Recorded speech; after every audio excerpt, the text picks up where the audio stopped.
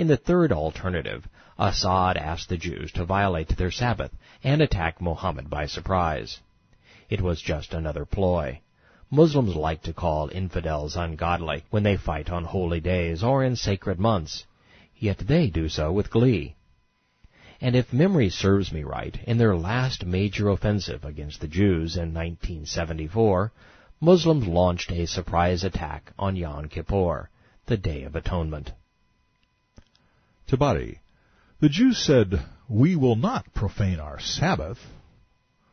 Ishak, then the Jews asked Muhammad, "Send us Abu Lubaba, one of the Aws, for they were allies, so that we can ask his advice." The prophet complied, and the Jews grabbed hold of him. The women and children were crying, so he felt pity for them. They said, "Abu, do you think we should submit to Muhammad's judgment?" "Yes," Lubaba said. But he pointed with his hand to his throat, indicating that it would be slaughter. Lubaba later said, "As soon as my feet moved, I knew that I had betrayed Allah's apostle." Abu Lubaba rushed away and tied himself to a pillar in the mosque. He cried, "I will not leave this spot until Allah forgives me for what I have done. I betrayed his apostle." This confirms Muhammad had intended to slaughter the Jews from the very beginning. There would be no Islamic peace this time, no surrendering, no being looted and then exiled. Ishak and Tabari, I heard Allah's apostle laughing at daybreak, so I said, "Why are you laughing, Prophet? May Allah make you laugh heartily." He replied, "Lubaba has been forgiven." Consider the character of a man who would laugh at such a time. This reminds me of Hitler, who in Mein Kampf said, "I have become incapable of pity." And the similarities don't end there. Hitler turned his command posts into mini brothels, from which he orchestrated the extermination of 6 million Jews. This last conversation took place in one of the many apartments that comprised Muhammad's mosque and his command center. When Salama, the wife with whom dear Prophet was being intimate, heard that Abu had been forgiven, she said, "Can I give him the good news?" He said, "Yes." So she went and stood at the door of her room and said, "O Lubaba, rejoice, for Allah has forgiven you." Another treasure from this dark dawn also smacks of Hitler and his Nazi goons. Muhammad had personal guards, like Der Fuhrer's stormtroopers and SS. Ishak, Amr went past the apostles' guards, who were commanded that night by Maslama. He challenged them. Last time I checked, the founders of Christianity and Judaism, Yeshua and Moses, didn't have guards. Muhammad not only had them, Maslama, his senior guard, was none other than the assassin who had murdered the first Jewish journalist. Remember? "I will kill him for you."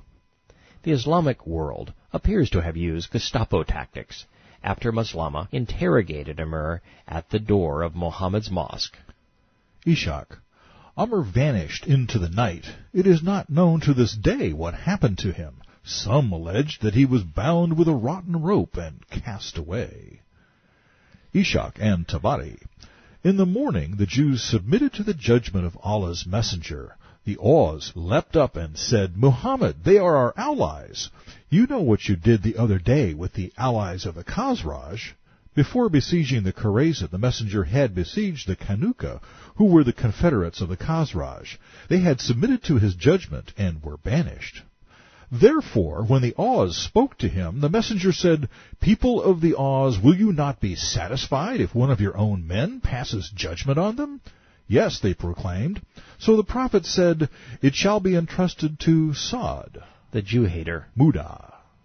Saad had been so fat his armor failed to protect his extremities. He had been shot with an Arab arrow during the Battle of the Trench. To say that he was a militant would be too kind. Bukhari, Saad said, O Allah, you know that there is nothing more beloved to me than to fight in your cause against those who disbelieve your apostle. O Allah, I think you have put an end to the fight between us and the infidels. But if there still remains any fight with the infidels, then keep me alive till I fight against them for your sake. Saad was hardly a saint. Ishaq and Tabari. The Prophet had placed Saad in the tent of a Muslim woman in his mosque. She nursed his wound and earned merit for herself by serving Muslims. When Saad was struck by the arrow, Muhammad said, Put him in Rufaiya's tent, so that I can visit him from nearby. Then the Prophet appointed him judge over the Qaynuqa Jews. His tribesmen lifted him onto a donkey on which they had put a leather cushion, for he was a stout, corpulent man. En route to Muhammad, the Aws said, Treat our client well, for the Prophet has put you in charge of this matter. After many requests, Saad said, The time has come for Saad, in the cause of Allah, not to be influenced by anyone's reproach. Some of the people who heard him announced the impending death of the Qaynuqa before Saad Muad reached them, because of the words he had said. Islam's dark spirit had it in for the Jews. For Saad to gain entry into his brothel, Saad would have to support his agenda. Ishaq and Tabari. When Saad reached the messenger of Allah and the Muslims, the Prophet said, Arise and go to your master and help him dismount. Then Muhammad said, Pass judgment on them. Saad replied, I pass judgment that their men should be killed, their women and children made captives, and their property divided. Allah's apostle proclaimed, You have passed judgment on the Jews with the judgment of Allah and the judgment of his messenger. The unholy Trinity was pleased. I have reported every hadith collected by Tabari, Ishaq, and Bukhari regarding the assault on the Jews. There wasn't a single word written about Jewish combatants. 3 settlements, 3 sieges, and yet the Jews never struck a blow. Not one. There was no excuse. There was no claim of self-defense. This was a grotesque act of racially inspired genocide, and the motivation was greed. The Jews embodied everything the Muslims had failed to achieve. They were productive, prosperous, moral, literate, peaceful, honest, discerning, and religious.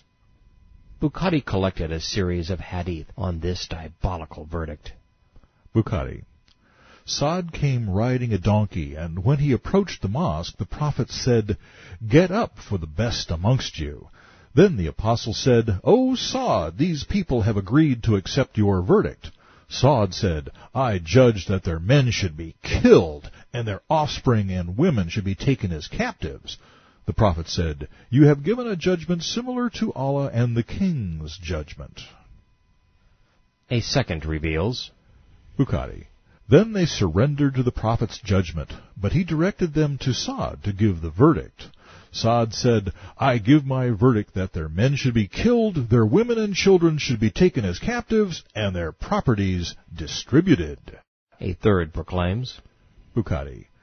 The Nadir and Qaynuqa violated their peace treaty, so the Prophet exiled the Nadir, and then he killed the Qaynuqa men. He distributed their women, children, and property among the Muslims. And what do you suppose the Muslim militants did with their women? The Quran says they forced them into prostitution. The Hadith says they raped them. Bukhari. I entered the mosque, saw Abu, sat beside him, and asked about sex. Abu said, We went out with Allah's apostle, and we received female slaves from among the captives. We desired women, and we loved to do coitus interruptus. Yes, that is what it says. Another Bukhari hadith goes on to report that Muhammad never grew weary of tormenting Jews. He exiled all the Jews from Medina. They were the Jews of the Qaynuqa, the Jews of the Haritha, and all the other Jews from their homes.